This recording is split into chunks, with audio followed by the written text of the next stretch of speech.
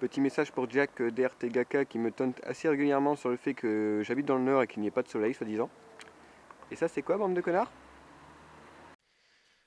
Bien, petit retour sur le 1911 de chez WE que je vous ai présenté il y a plus d'un an et demi maintenant. C'était à l'époque ma toute première review. Il a entre-temps subi pas mal de changements, autant en termes d'esthétique que de l'interne. On va commencer donc par les changements esthétiques. Changement de plaquettes. De base, le 1911 WE vient avec des plaquettes en ABS marron, marron foncé, qui ne sont pas moches du tout, hein. C'est juste que j'avais une préférence pour les plaquettes en bois. Ces plaquettes, vous pouvez les trouver très facilement sur des sites comme Airsoft Entrepôt, même sur eBay. C'est vraiment les plaquettes pour 1911, ça se trouve très facilement.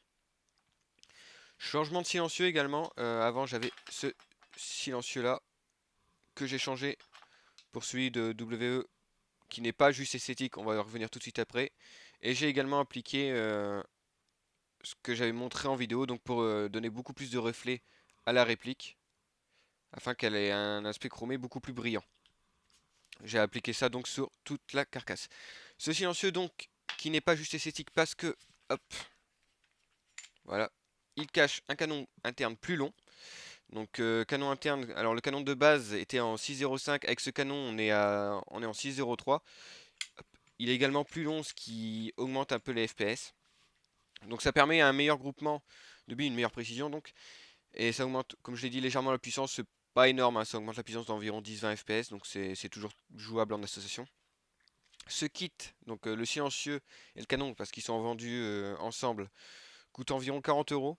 Je l'avais eu chez Airsoft Entrepôt. En ce moment, il n'est plus en stock, mais rien ne vous empêche de surveiller la remise en stock. Trouvable sur plusieurs sites, hein, je l'avais vu sur plusieurs sites, plus ou moins même prix, toujours environ une quarantaine d'euros. Euh, c'est pas de l'arnaque, honnêtement, pour 40 euros. Avoir un silencieux et une rallonge canon, c'est vraiment pas mal. J'ai également changé le hop-up sur cette réplique, parce que bon, quitte à mettre un nouveau canon, autant changer de hop-up. J'ai mis donc un hop-up Ratek.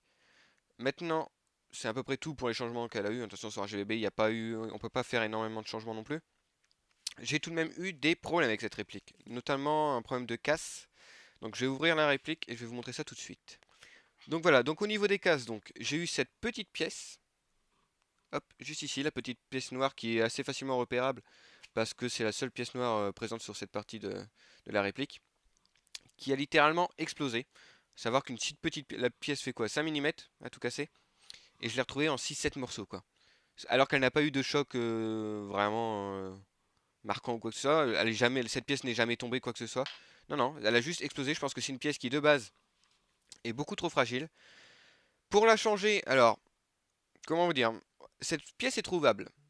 Sauf que sur tous les sites où elle était disponible, enfin proposée plutôt, justement, elle n'était plus en stock. Donc, ce qui veut dire déjà que le problème est assez récurrent, hein. Si chaque site, enfin sur tous les sites, j'ai fait genre quoi, allez, une dizaine de sites, et à chaque fois cette pièce était hors stock, donc ce qui veut dire quand même que bah, beaucoup de monde a eu ce problème.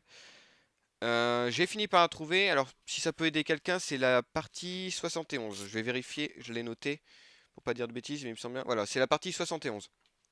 Vous tapez donc WEGBB part 11, 71 pardon, sur Google et avec un peu de chance vous trouverez un magasin la proposant.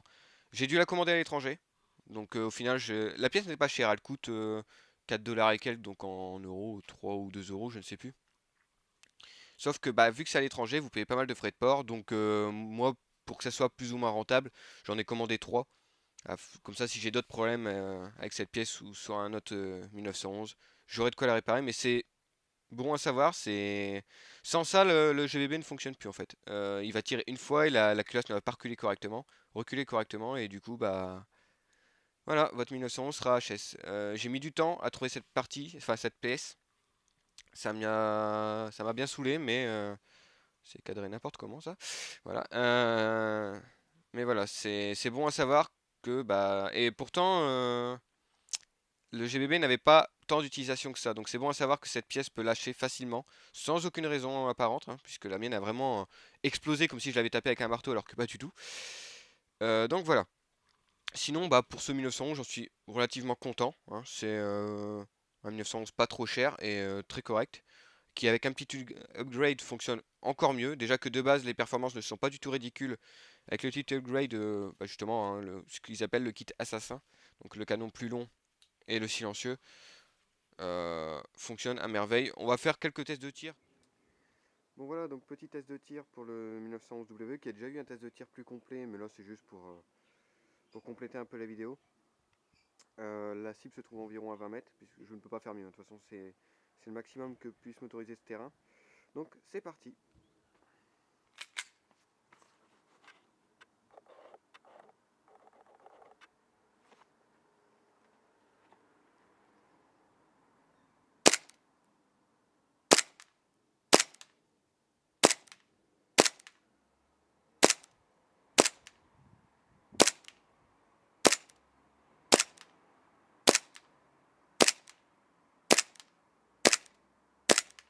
Bon, on va se faire un deuxième chargeur pour le plaisir. Vous avez peut-être dû vous rendre compte que je ne touche pas la cible à chaque fois.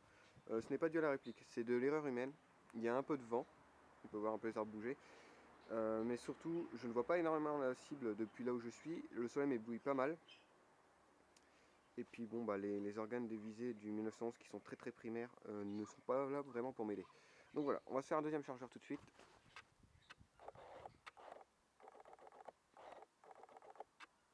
Sur cette cible que j'ai, enfin sur cette feuille que j'ai attachée de manière totalement, bon, on qualifiera ça d'artisanale. Hein.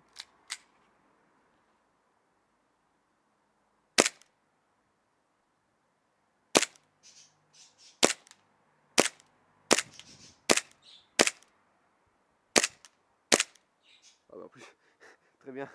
Voilà, je crois qu'elle est morte, elle est tombée, très bien. Bon, ah c'est super. Donc voilà, cette vidéo sur le retour du 1911 de chez W est terminée. C'est une très bonne réplique, j'en suis très content personnellement.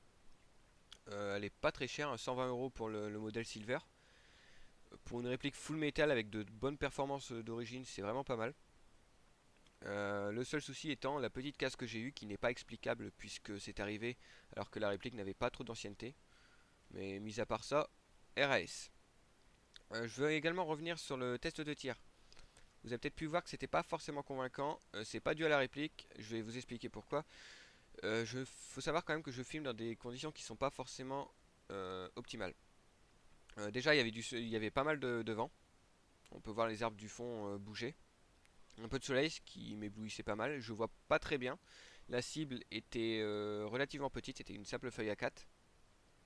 Et il faut savoir que si je veux que ma réplique apparaisse dans l'objectif de l'appareil photo, il faut que je m'en éloigne en fait. Il faut que je la tienne que je la tienne à bout de bras, pardon.